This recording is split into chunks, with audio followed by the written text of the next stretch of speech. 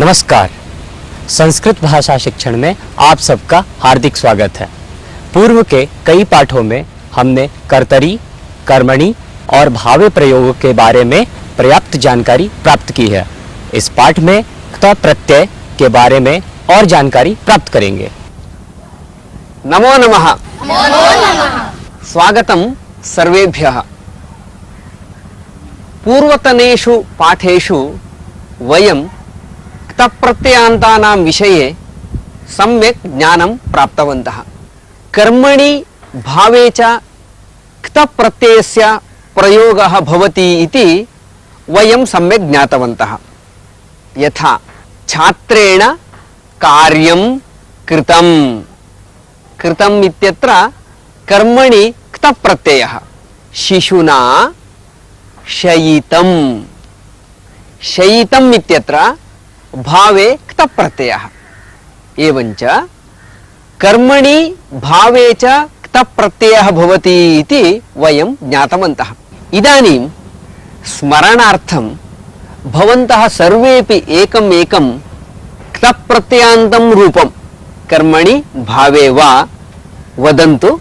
भवान् आरम्भं करोतु। गतं, पठितं, दृष्टं, हसितं, ज्ञातं, श्रुतं, चिन्तितं, उत्थितं, पतितं, धावितं, निद्रितं। क्तप्रत्ययान्तानि रूपाणि भवन्तः सर्वे सम्यगेव जानन्ति।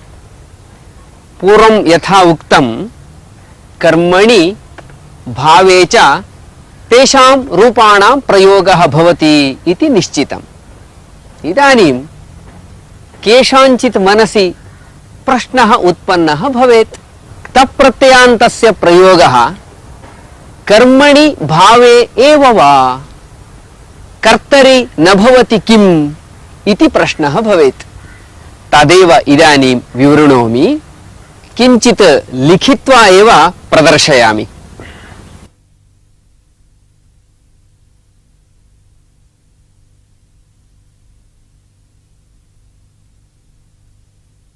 धातवः सन्ति इति वयं जानीमः।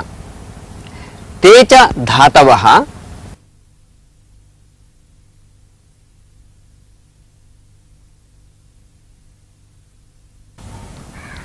सकर्मकाः अकर्मकाः इति द्विधा। द्विकर्मकाः अपि यद्यपि सन्ति तथापि तेपि सकर्मकाः एव। एवं सकर्मकाः अकर्मकाः इति धातवः द्विधा सन्ति। तत्र आदौ अकर्मकधातून् स्वीकुर्मः। अकर्मकधातूनां भावे क्तप्रत्ययः भवति इति वयं जानीमः एव। अकर्मकधातूनां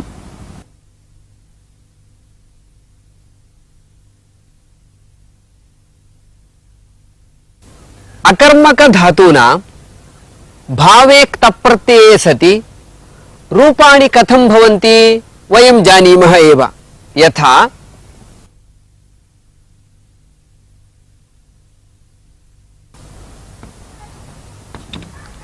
हसितं, रुदितं, शयितं, कंपितं, भूतं इत्यादीनि रूपाणि भवन्ति इति वयं जानीमः।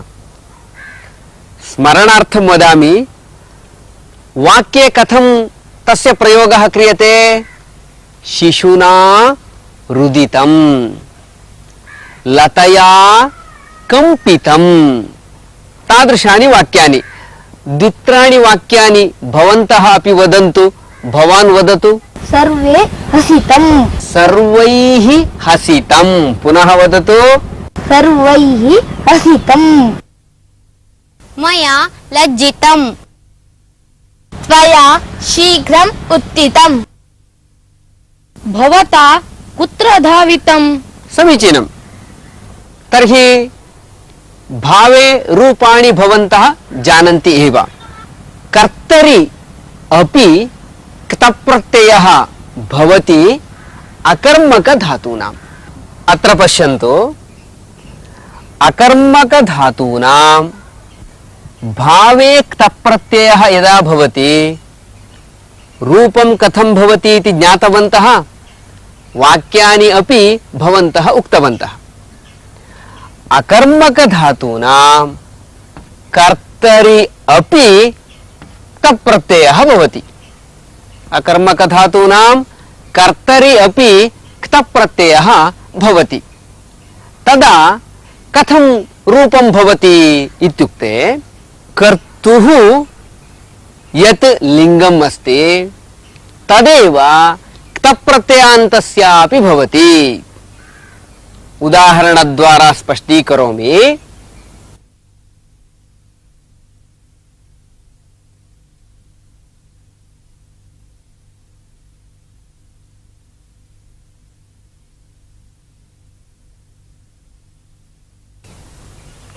कृष्णेन हसितम्, एतद् भवन्तः जानन्ति एव।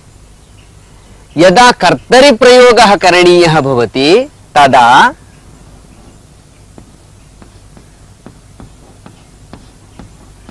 कृष्णः हसितः, वाक्यं किं भवति? कृष्णः हसितः इति वाक्यं भवति। किमर्थं हसितः इति लेखनीयम् इत्युक्ते, यतः कृष्णः इति कर्तृवाचक शब्दः पुल्लिङ्गः अस्ति, अतः क्तप्रत्ययान्तस्यापि पुल्लिङ्गरूपस्य एव प्रयोगः कर्तव्यः। अतः हसितः इति रूपं प्रयुक्तम्। अतः वाक्यं किं जातं पठन्तु। कृष्णः हसितः। अत्र यदि कर्तृवाचक शब्दः स्त्रीलिङ्गः भवति तर्हि किं भवति पश्यामः।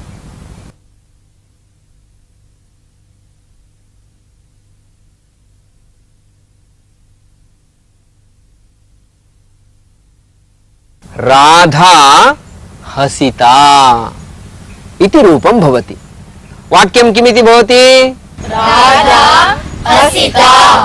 अनेनैव प्रकारेण यदि कर्तृवाचक शब्दः नपुंसकलिङ्गः भवति तर्हि अत्रापि क्तप्रत्ययान्तस्य नपुंसकलिङ्गस्य एव रूपस्य प्रयोगः करणीयः। यथा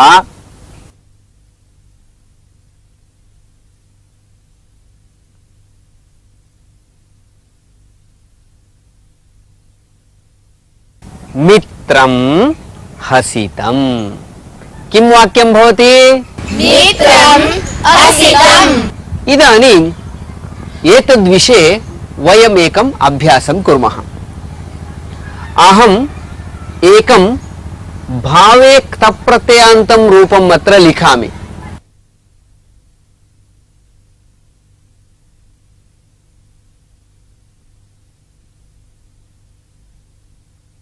रुदित तावदेव अहं लिखितवान्, लिङ्गं न निर्दिष्टम्।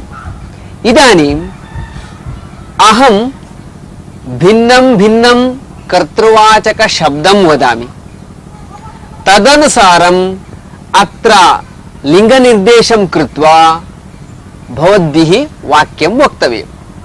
यथा शिशुः रुदितः, बाला रुदिता, एवं क्रमेण वक्तव्यं। वदन्ति वा? अस्तु वदामः। शिशुः शिशुः रुदितः। पुनः वदन्तु, शिशुः शिशुः रुदितः। बालिका बालिका रुदिता। महिला महिला रुदिता। अनुजः अनुजः रुदितः। मित्रं मित्रं रुदितम्। भावे क्तप्रत्ययान्तम् अन्यद् रूपं लिखामि।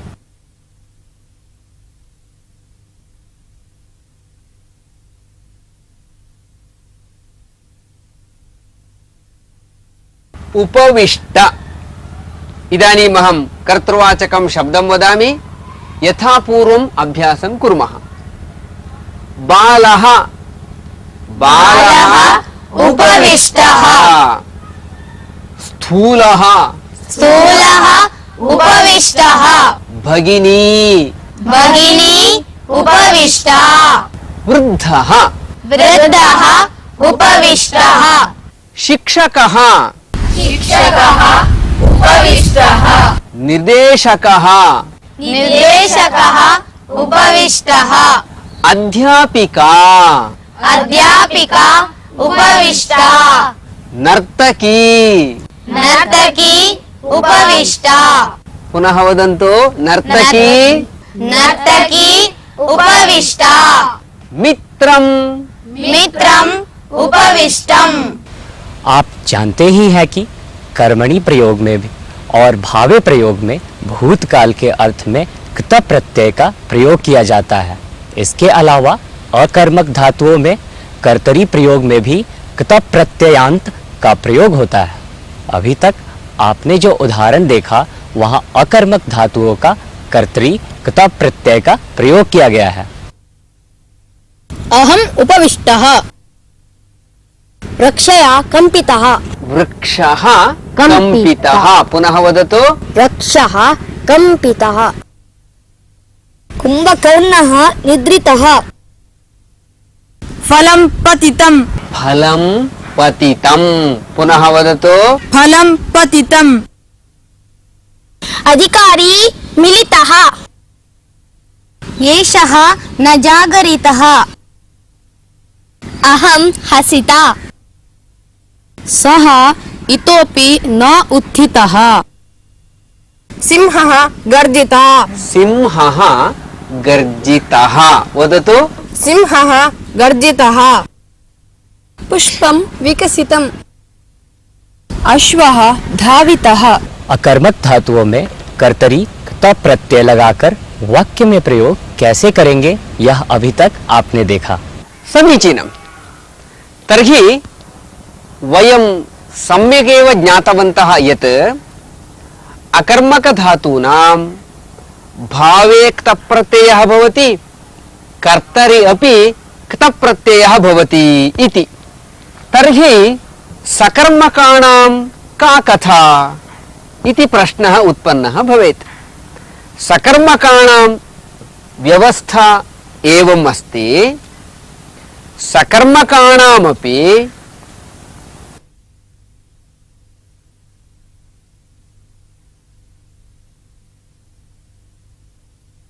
कर्मणि क्तप्रत्ययः भवति एव। यथा रामेण दृष्टं, कृष्णेन गतं, बालिकया उक्तं, नागेन्द्रेण चिन्तितम् इत्यादीनि रूपाणि भवन्ति। तद् भवन्तः जानन्ति एव। सकर्मकधातूनां कर्तरि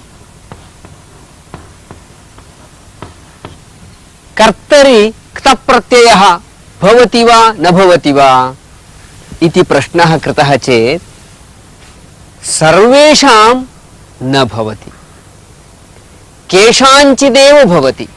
ते के इति चेत् केचन गत्यर्थकाः धातवः सन्ति। के सन्ति? गत्यर्थकाः सन्ति।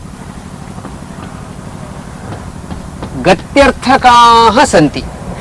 तर्हि गत्यर्थकः धातुः नाम कः इति चेत् गतिः, गमनम् इति अर्थः यस्य धातोः अस्ति सः धातुः गत्यर्थकः। यथा गम् धातुः, तादृशाः केचन धातवः सन्ति। अहं कांश्चित् धातून् लिखामि। यथा गम् धातुः गत्यर्थकः, एवमेव चल धातुः गत्यर्थकः,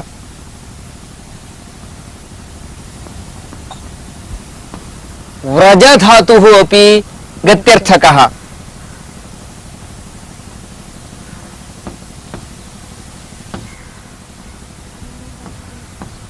एवमेव भ्रम या इत्यादयः धातवः गत्यर्थकाः।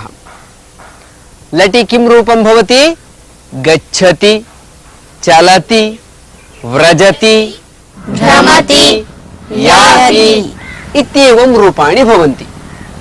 एतेषां तन्नाम गत्यर्थकानां धातूनां कर्तरि अपि क्तप्रत्ययः भवति। तदा रूपं किं भवति? गम धातोः गतः इति रूपं। रामः गतः, सीता वाहनं गतम्, बहु समीचीनम्। एवमेव चलधातोः चलित इति रूपं भवति। इदानीं भवन्तः चिन्तयित्वा वदन्तु, बालकः चलितः, बालिका चलिता, वाहनं चलितम्, या धातोः रूपं भवति यात इति। वाक्यानि वदन्तु। रामकृष्णः यातः, वनिता याता, मित्रं यातम्। समीचीनं।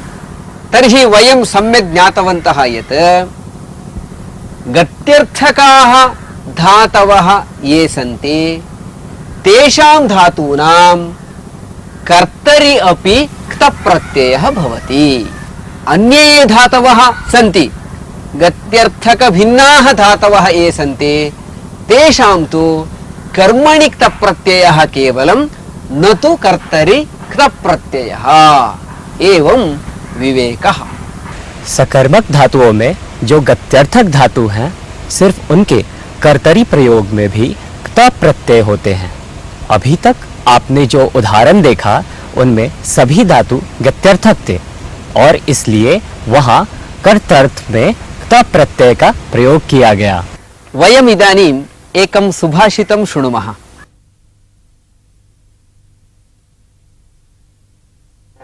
लभेत सिकतासु तैलमपि यत्नतः पीडयन्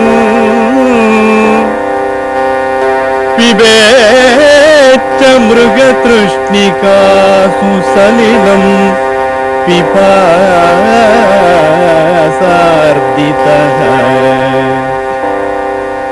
कदाचिदपि पर्यटन् शशविषाणमासादयेत् कदाचिदपि पर्यटन् शशविषाणमासादयेत् न तु प्रतिनिविष्टमूर्खजनचित्तमाराधयेत् न तु प्रतिनिविष्टमूर्खजनचित्तमाराधयेत् लभेत सिकतासु तैलमपि यत्नतः पीडयन् पिबेच्च मृगतृष्णिकासु सलिलम् पिपासार्दितः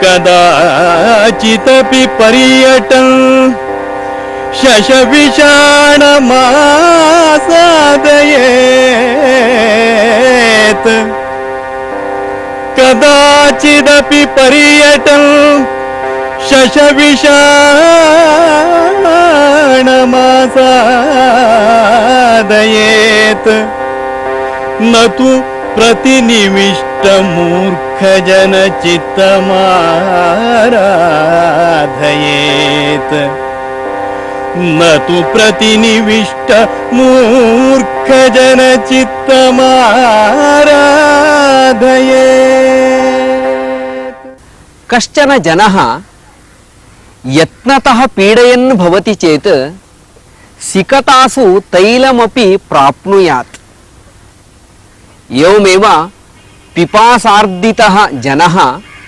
मृगतृष्णिकायां जलमपि पिबेत्। पर्यटन् कश्चन जनः कदाचित् शशस्यापि विषाणौ पश्येत्, परन्तु मूर्खजनस्य चित्तम् आराधयितुं केनापि न शक्यम्। सुभाषितकारः वदति, मूर्खजनस्य चित्तस्य तोषणं नाम अत्यन्तं कठिनं, प्रायः न शक्यमेव इति। सुभाषित का अर्थ, प्रयत्न करने से हम रेत से भी तेल प्राप्त कर सकते हैं, मृग तृष्णा में भी जल प्राप्त कर सकते हैं एवं खरगोश का भी विषाण देख सकते हैं, लेकिन मूर्ख व्यक्ति के चित्त को संतुष्ट करना कदापि संभव नहीं है।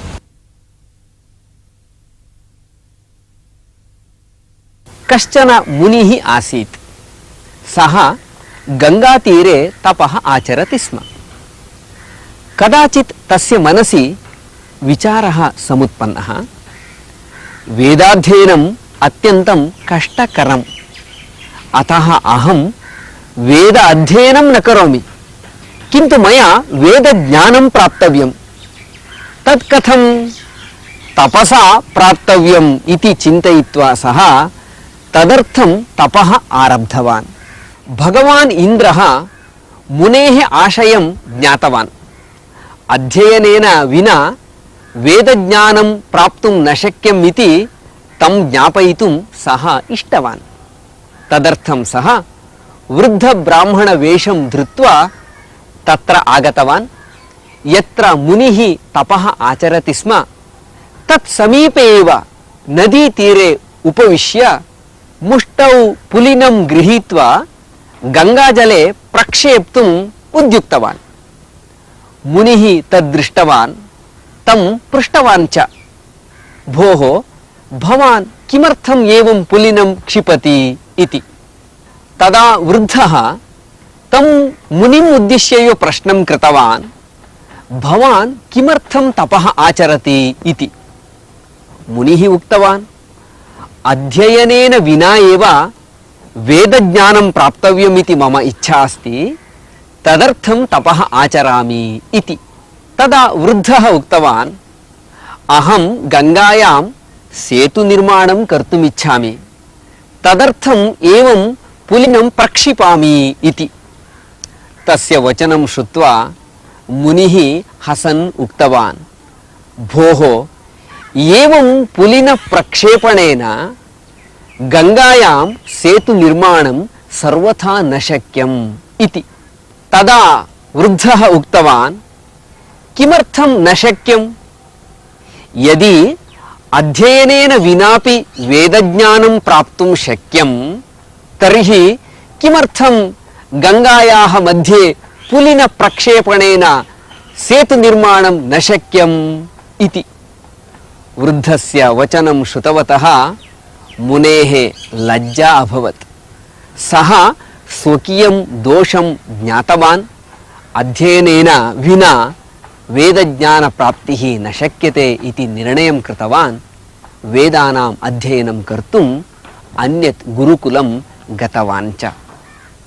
कथायाः अर्थः ज्ञातः वा? आम्, ज्ञातः। धन्यवादः। नमो नमः। नमो नमः। इसी के साथ यह पाठ यहीं समाप्त होता है। अगले पाठ में हम फिर मिलेंगे, तब तक के लिए धन्यवाद।